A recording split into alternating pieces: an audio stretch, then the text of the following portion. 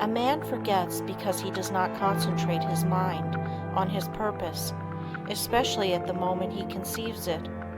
We remember only that which makes a deep impression. Hence we must first deepen our impressions by associating in our minds certain ideas that are related to them. We will say a wife gives her husband a letter to mail. He does not think about it, but automatically puts it in his pocket and forgets all about it. When the letter was given to him, had he said to himself, "I will mail this letter. The box is at the next corner, and when I pass it, I must drop this letter," it would have enabled him to recall the letter the instant he reached the mailbox. The same rule holds good in regard to more important things. For example, if you are instructed to drop in and see Mr. Smith while out to luncheon today, you will not forget it. If at the same moment the instruction is given, you say to yourself something similar to the following: "When I get to the corner of blank street on my way to luncheon, I shall turn to the right and call on Mr. Smith." In this way the impression is made, the connection established, and the sight of the associated object recalls the errand. The important thing to do is to deepen the impression at the very moment it enters your mind. This is made possible not only by concentrating the mind upon the idea itself, but by surrounding it with all possible association of ideas, so that each one will reinforce the others. The mind is governed by laws of association, such as the law that ideas which enter the mind at the same time emerge at the same time, one assisting in recalling the others. The reason why people cannot remember what they want to is that they have not concentrated their minds sufficiently on their purpose at the moment when it was formed. You can train yourself to remember in this way by the concentration of the attention on your purpose, in accordance with the laws of association. When once you form this habit, the attention is easily centered and the memory easily trained. Then your memory, instead of failing you at crucial moments, becomes a valuable asset in your everyday work. Exercise in memory concentration. Select some picture, put it on a table, and then look at it for 2 minutes.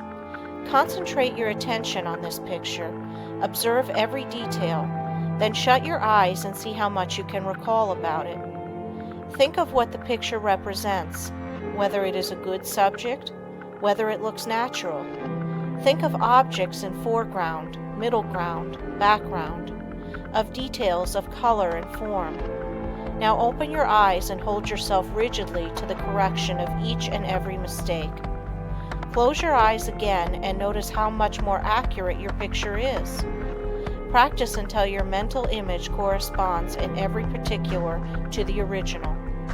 Nature is a wonderful instructor, but there are very few who realize that when we get in touch with nature, we discover ourselves. That by listening to her voice, with that curious inner sense of ours, we learn the oneness of life and wake up to our own latent powers. Few realize that the simple act of listening and concentrating is our best interior power, for it brings us into close contact with the highest, just as our other senses bring us into touch with the coarser side of human nature. The closer we live to nature, the more developed is this sense.